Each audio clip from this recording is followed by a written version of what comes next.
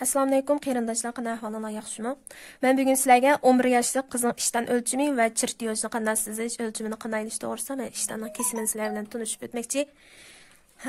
O'lcham birligi birinchi bo'lib, bo'y uzunligi 85 sm, bel aylanmasi 67 sm, kas aylanmasi 90 sm, oq tushishi 23 sm, tiz tushishi 50 sm, tiz kengligi 38 sm, pushqaq kengligi 19 sm. Ben bunun da birinci olup, ben işten ölçümünü algan 11 yaşlı kızımınki ölçümünü ele aldım birinci olup. İkinciden onunki formülalarını işlep çıktım. Yani bel aylanmasınınki 4'ten biri, kas aylanmasınınki 4'ten biri, ağ düşüşünü ondan ikisi degendik. Tamam, bu formülalarını qanday işletimiz, qanday çıkırımız. Bundan olsa iştenimizni kesişini başlap gidelim siz işini. Birinci olup kıldığım yani çertyojun siziş. Ben adet qog'ozimga birinchi bo'lib tüp-tüz bir siziq sızib oldim. Siziqni sızib olgandan keyin bo'y uzunligini to'xtatdim. Bo'y uzunligi 85 sm. Bo'y uzunligi 85 sm. Tamam. Men ostdan qipishqoq tarbiga 3 sm bukilish haqi berdim. Endi buni qanday qilman? Tüp-tüz holatda bir siziq sizman. Buningki tüz bo'lish uchun ben bu alette bir 3 burcak sızgıçını işlettim bana.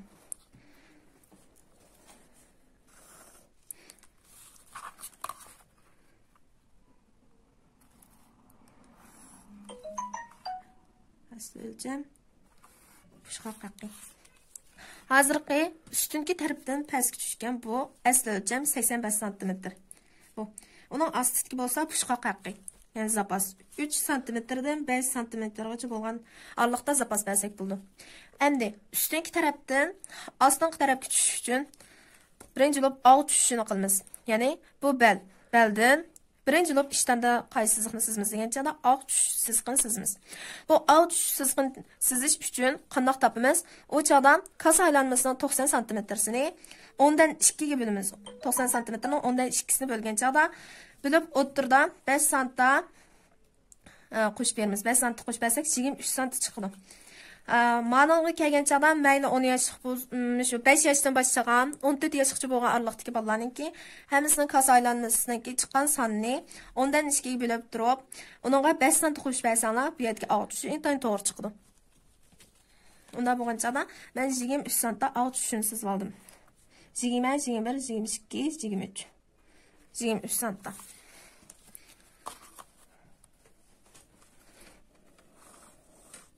santa. Endi 3-chi bosqichda qaysi ishni qilman degan chog'da buni oq ko'tarilishini. Oq ko'tarilishini qanday topamiz? Oq ko'tarilishini hozir biz oq tushishini beldan ostinqi tarafga 23 santa chiqardik. Tamam. Oq ko'tarilishi naq 23 santining 3dan 1ga vakillik qildi. 3dan 1ga bo'lib chiqqandan keyin buning soni qancha bo'ldi ekan? 7,5 santa. Bu yerga biz 7,5 santa ustunki o'rnini bekitamiz. 5, 6, 7, 7,5. 7,5 santa. Misholatda o'lchab chiqarsanlar, asosan hammasi to'g'ri chiqadi. Bu biz oq tushidan usti ko'targan 7,5 santa kasa aylanmasining o'rni bo'ldi bu. Endi bel kasa o'rnini to'xtatishni boshlaymiz. Kasa aylanmasi 90 cm. Mana 90 cm-ning 4dan 1ni chiqirmizda bu yerga. Qancha bo'ldi ekan? 22,5 santa. 22,5. Tamam. Ondan keyin qanday qilamiz? Mana shu kas o'rni to'xtatgan yerdan tüp-tüz bir siziq tushirib olamiz. Düz siziq tushirib oldik. Endiki bosqich qaysi degan chog'da, endi tiz o'rnini tepish.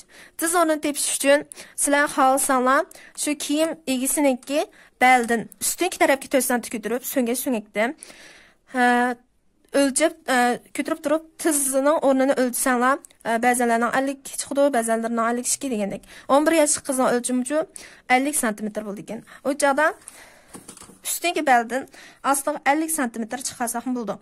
Yani bir ölçeş usulcu degan chog'da bu oldin üstü ko'tarilgan 7,5 santa, ya'ni kas siziqidan astınqi o'lcham bor yerdan bu ikkisini qatlangan altın qilsanglar bo'ldi. Men hozir qanday qildim? Men o'lcham olgan chog'da bir raqam o'lchab etdim. Tamam, u bo'yicha qilaylik biz. 50 santa. Ben siz hoşuna işittik. 50 santda. Bu çıktı. Tamam. Unda bolsa biz barlıq ölçemlerimizni qoyuveramiz. Əmdəki basqıç qaysı deyincədə ağ o'rnini tepish. Ağ o'rnini tepish uchun qanday qilamiz? Ya'ni oldingi biz mani A deb belgi qo'yay. Men ishdanning oldingi tarafini sizatman hozir. Oldingi tarafini kasa aylanmasidan 90 santisini 20dan birini topamiz. 20dan birisi.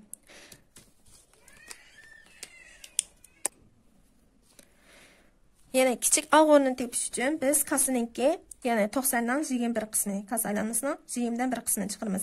20dan bir qismi qancha bo'ldi? 4-5 santimetr bo'ldi. Tamam. O chog'da biz bu 4-5 ni nega kelamiz? Ya'ni bu yoqqa qo'yamiz. 1 2 3 4 5. 4-5. 4-5 deganimiz 4,5 santim bo'ldi-mi? Siz misal kichik kelib qoldi, uzatib. Bu. Endi bu yerdagi sonni qanaqa qilamiz? Qanday aygmay chiqaramiz? Tamam. Bu yerdagi 4-5 niki o'tirdan 2 qilamiz, ha? 4-5 ni o'tirdan 2 qancha bo'ldi? 2 2. Tamam. Bu yana o'tirdan 2 qilib olgandan keyin mishadiki yarim sonni, ya'ni yon tarafga ko'taramiz. Yon tarafga ko'tardik. Buni qilib bo'lgandan keyin endi biz bel tarafga kelamiz. Bel aylanmasi 67 sm. Buning 4dan biri 16,75. 17 hisoblab etamiz. İşçiga rasmaninki oldi tarafdan ustun tarafdan ostiga 1 sm tushirib etamiz. İşçi tarafga 1 sm kirgizamiz. Ya'ni mishadan boshlab hesaplaymiz. 17 sm bo'ldi. Tamam. Bu holatda. Endi biz buni tutashtirishga boshlaymiz. Tutashtirgan chog'imizda birinchi lob yon tarafidan boshlaymiz, mana. Yani bu sızgıçqa bək ehtiyacımız düşüdü. Amal bax, şu kesim öyrənədən qeyrandaşlar, sızgıçını elva salmalı deb deydi. Qilib çıxırış deyəndək.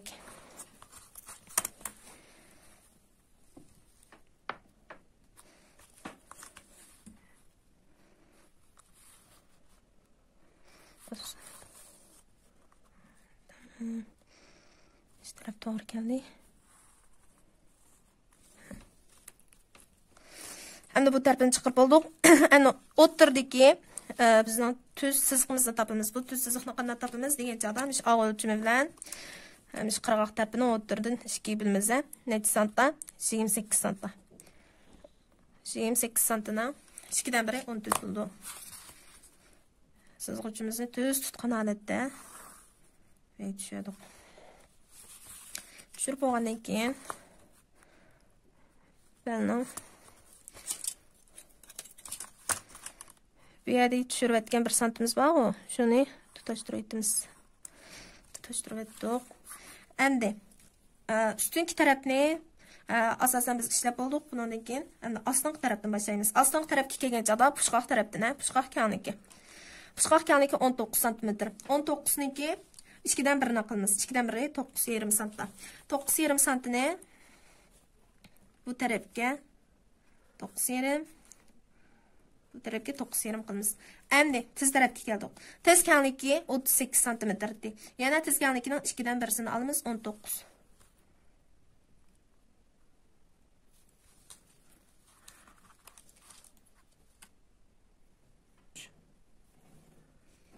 Anadan keyin biz tiz kanligiga keldik. Tiz kanligi 38 sm-ning 2 dan 1sini olamiz, 19 sm.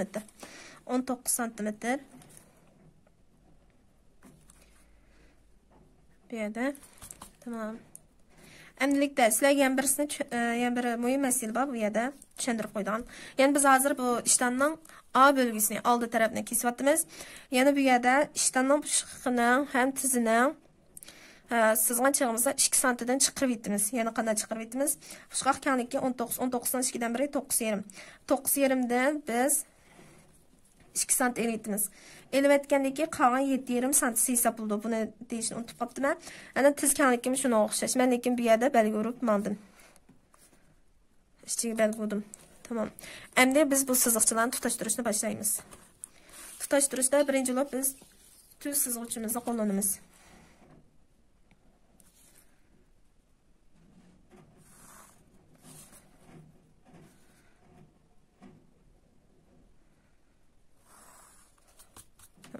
Bu yana tutashtirib oldim. Sirtqi tarafini tutashtirib qo'yay. Yani aniq bo'lish uchun. Tamam.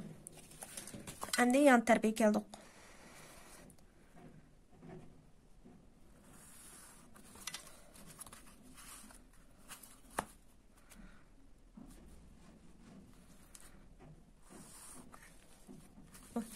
Endiki bir yerdə yəni bir mühim məsələ var.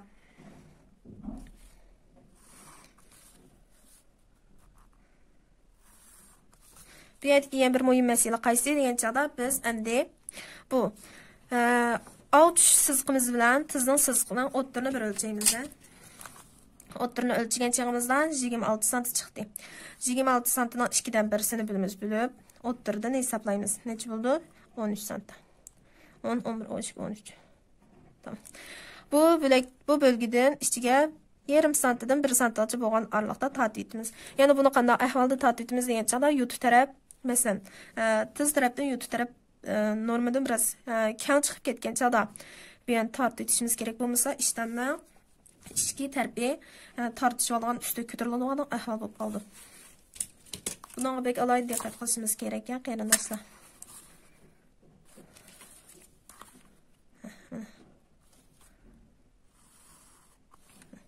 Bu holatda men bu mühim yerlarni qizil sızıq sızıb qo'yay.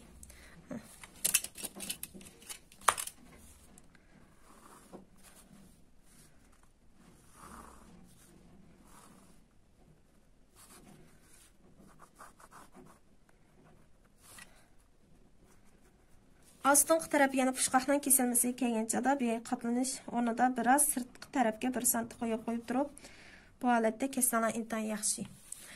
Yani bu ishdan kesilgan chaqda bizning alohida diqqat qiladigan o'rnimizki birinchi nuqta bo'lsa, bu oq tushishini to'g'ri tepish va oq ko'tarilishi agmisini to'g'ri chiqarish. Ana lekin bu ustunki tarafdan tushirilgan 1 sm o'rinni intayin yaxshi egallash. Bu holatda kesilsa, ishdan intayin chiroyli ham o'lchamli chiqdi. Tamam. Unda bo'lgan chog'da men hozir ishtamniki A bölgesini kesib elib oldim. Kesib elib olgandan keyin men orqa bo'yga keldim. Orqa bo'yini B bölge deymiz. B bölgesi, orqa bo'y. B bölgesi. Tamam.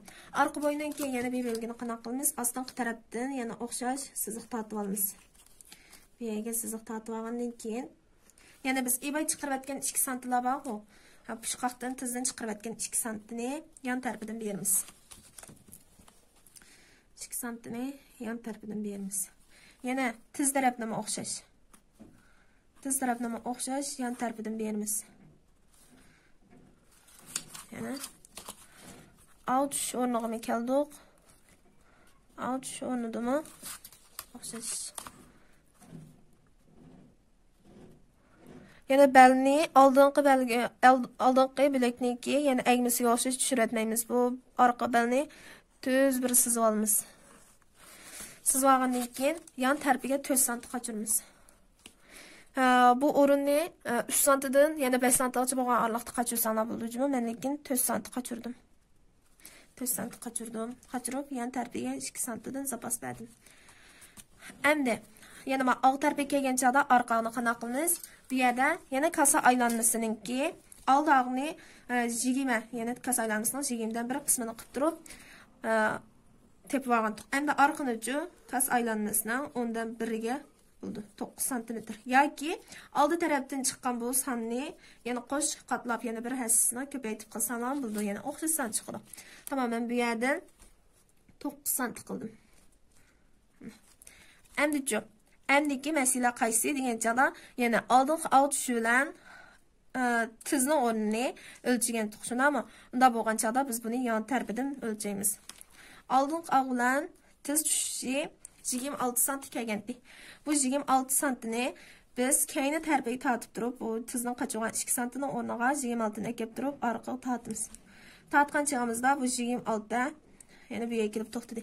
Demak, oldingi og'dan orqaga og' qancha santda? 2 santda pastga tushadi ekan. Pastga tushadi ekan. Bu orqadagi og'ninki tushishini asosan mish holatda o'lchab qilsanglar intayin to'g'ri chiqadi. Tamam, bu yerni tutashtirishni boshladim.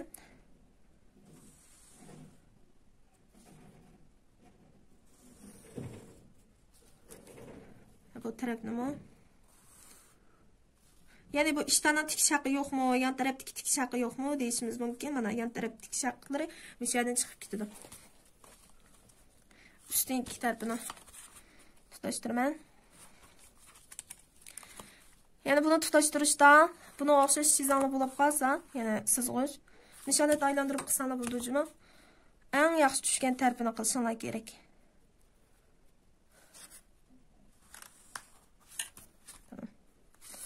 Bu holatda keldi. Endi biz yani kas ölçümü, bel ölçümünü bu tarafdan topamiz.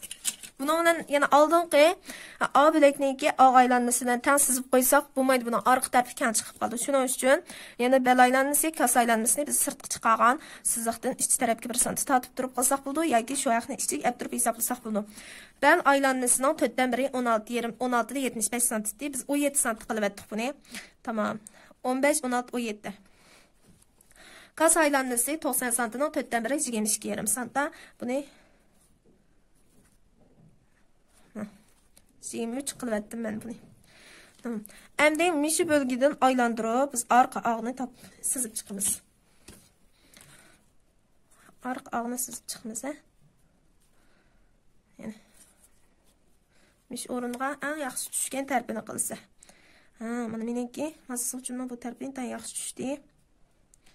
Yani bu her bir nokta koyup mağan tərpimizni en yaxşı tutaştırışımız gerek. Arka tərpini mi? Şunçilik çiraylıq bimalar sızıp çıqıb aldım. Endiki məsələ üçün. Endiki məsələ yani bu iştanlarımızın, yani balalarınki 11 yaş kızlarının hepsinin ölçümü oxşaş olmaydı. Bu meniki ölçüp çıqağının ortaq bədən ölçümü. Yani normal üst bitilib atqan 11 yaş kızlarınki normal ölçen beden sani bu iştanınki. Eğer mishalet kılsanlar bazardaki iştanlarınki oxşaş qılıpdek çıqdı. Eğer hem de balanlarınki ösüp yetilişi, simiz oruqlıqı normaldekidek bulmay qalsa, onu ayrım ölçeşki toğır keldi. Lekin bu çırtiyojunu sizip kesip ölçemelişdə hazır mən sizlərə öğütüp etkendek bu çıxışlarını teklif birmə. Endilikdə bel tərəfki keldik. Bel tərəfdən bəzən balanlarınki söngəç Bekrek çıqqan buldu. Çıqqan bulab qalsa, yani bu tarafta qısan buldu. Endi işki ağınınki kötürülüşü. Bu ihtimalga qarta.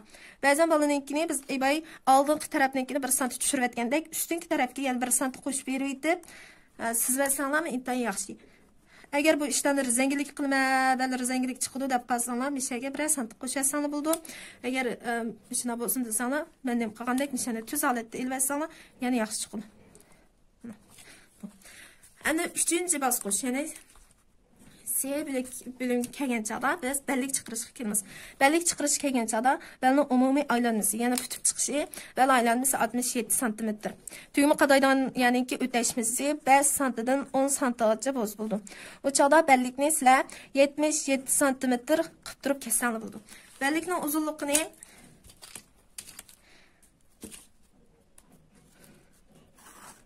77 santi qildinglar, kengligini 6 santi kenglikdə tayyorlasanlar bo'ldi.